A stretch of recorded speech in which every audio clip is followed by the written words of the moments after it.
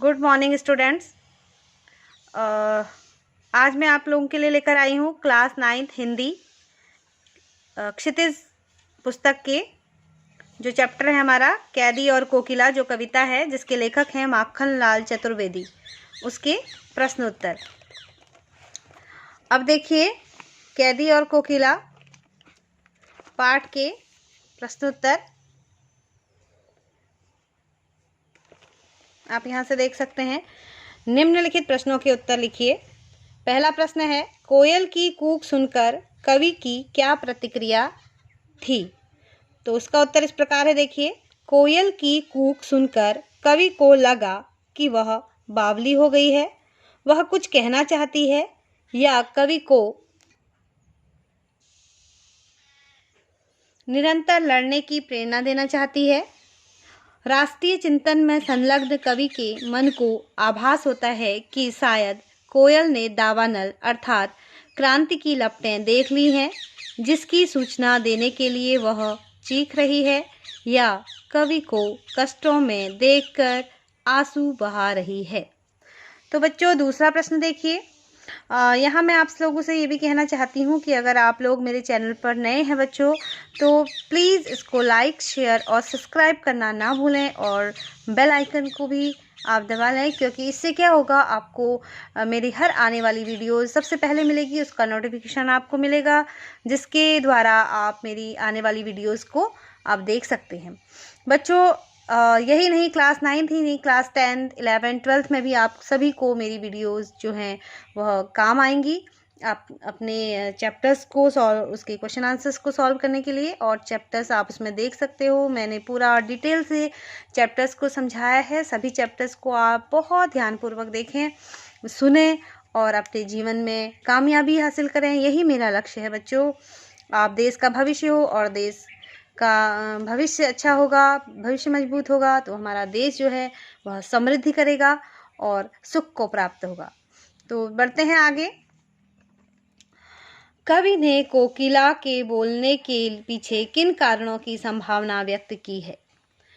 तो आंसर देखिए इसका। कवि ने कोकिला के बोलने के पीछे निम्नलिखित कारणों की संभावना व्यक्त की है। पहला है, अंग्रेजों की अमानवीय प्रताड़ना देखकर, चारों ओर भीषण अत्याचार और विषमता का तांडव देखकर, कवि के शरीर एवं हाथों में लोहे की जंजीरें देखकर, कवि की दीन दशा देखकर। अगला प्रश्न है, किस शासन की तुलना तम के प्रभाव से की गई है और क्यों? तो बच्चों जैसा कि आपने जाना कि अंग्रेजी शासन की तुलना तम के प्रभाव से की है, यानी कि अंधेरा, तम यानी कि अंधेरा, अंधकार से उसकी शासन की तुलना की है। तो उत्तर देखिए यहाँ, अंग्रेजी शासन की तुलना तम के प्रभाव से की गई है क्योंकि अंग्रेजी शासन स्वतंत्रता सेनानियों एवं कानूनी अपराधियों के बीच अंतर किए बिना समान दंड देता है। कवि को अन्य अपराधियों की तरह ही कोल्हू के बैल की जगह जोत कर उससे श्रम कराया जाता है। वह अन्य भारतीयों पर भी घोर अत्याचार करते थे।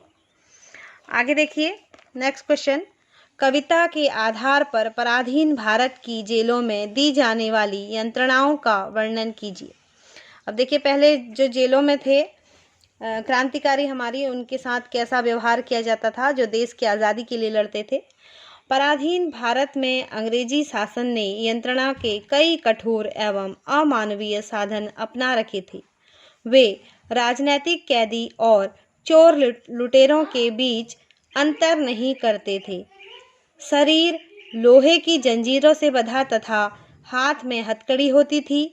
कम भोजन देकर उनसे पशुओं की भांति मेहनत कराया जाता था। बैलों के स्थान पर कैदियों को जुए में जोता जाता था और उनसे पत्थर तुड़वाए जाते थे। देखा आपने किस तरह से हमारे क्रांतिकारियों ने, हमारे आज़ादी के सिपाहियों ने कितनी उनकी यंत्रणाएं सहन की और उसके बाद हमको आज़ादी मिली।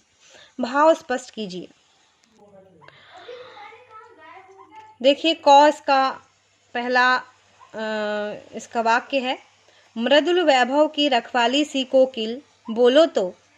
कवि कहता है कि संसार में कई तरह के भयानक कष्टों के बीच जब कोमल सुकुमार माधुर्य स्वर से भरी कोयल की वाणी सुनाई पड़ती है तो सारे कष्ट दूर हो जाते हैं। कवि के अनुसार कोयल की यही विशेषता उसे सर्वाधिक मृदु वाणी युक्त पक्षी बनाती है। अगला क्वेश्चन देखिए बच्चों, हूँ मोट खींचता लगा पेट पर जुआ, खाली करता हूँ ब्रिटिश अकड़ का कुआं। तो आगे देखिए, कवि जेल के यातनापूर्ण जीवन का वर्णन करता है कि अपने पेट पर कोल्हू के बैल वाला जुआ बांधकर कोल्हू का चरसा खींचते हुए उसे ऐसा प्रतीत होता है कि वह अंग्रेजों के दर्पकूप को निरंतर रिक्त करता जा रहा है। दर्पकूप यानी कि घमंड का कुआं, उसके घमंड के कुएं को वो खाली करता जाता है, अर्थात वह अंग्रेजी सल्तनत को चुनौती दे रहा है। अगला प्रश्न देखिए, अर्धरात्रि में कोयल से ईर्ष्या क्यों हो रही है? अर्धरात्रि में जब कोयल बोलती है तो कवि को उससे ईर्ष्या क्यों होने लगती है? इसका उत्तर इस प्रकार है, देखिए बच्चों, अर्धरात्रि में कोयल की चीख से कवि को अंदेशा होता है कि स्वतंत्रता सेनानियों के ऊपर हो रहे घोर अत्याचार को देखकर कोयल का हृदय भी करुणा से भर उठा होगा। कैदियों पर होने वाले अत्याचार एवं उनकी वेदना और दुख के कारण कोयल चीखी होगी। अगला प्रश्न देखिए, कवि को कोयल से ईर्ष्या क्यों हो रही है? कवि कहता है कि हे कोयल, इसमें दो मात्राएं नहीं आएंगी, एक मात्रा आएंगी, हे कोयल, तुम्हें प्रकृति की सारी हरियाली और संपूर्ण आकाश विचरण करने के लिए प्राप्त है, लेकिन मैं 10 फुट के तंग स्थान में रह रहा हूँ। कोयल के गीतों की प्रशंसा संपूर्ण संसार करता है, जबकि इस कारागार में कवि का रोना भी अपराध है, अपराध की श्रेणी में गिना जाता है। इसी बोध के कारण कवि कोयल से ईर्ष्या करता है। आगे देखिए, कवि के स्मृति पटल पर कोयल के गीतों की कौन सी मधुर स्मृतियां अंकित हैं जिन्हें वह अब नष्ट करने पर तुली हैं? इसका आंसर देखिए, कवि के स्मृति पटल पर कोयल की अपनी मृदुल एवं वैभव संपन्न वाणी से श्रोता के मन में करुणा जागने वाली, शांतिकाल में अपना गीत गाने वाली, अपने गीतों से संसार को खुशी से भर देने वाली, मदमस्त कर देने वाली छवि अंकित है, जिसे वह अब नष्ट करने पर तुली है।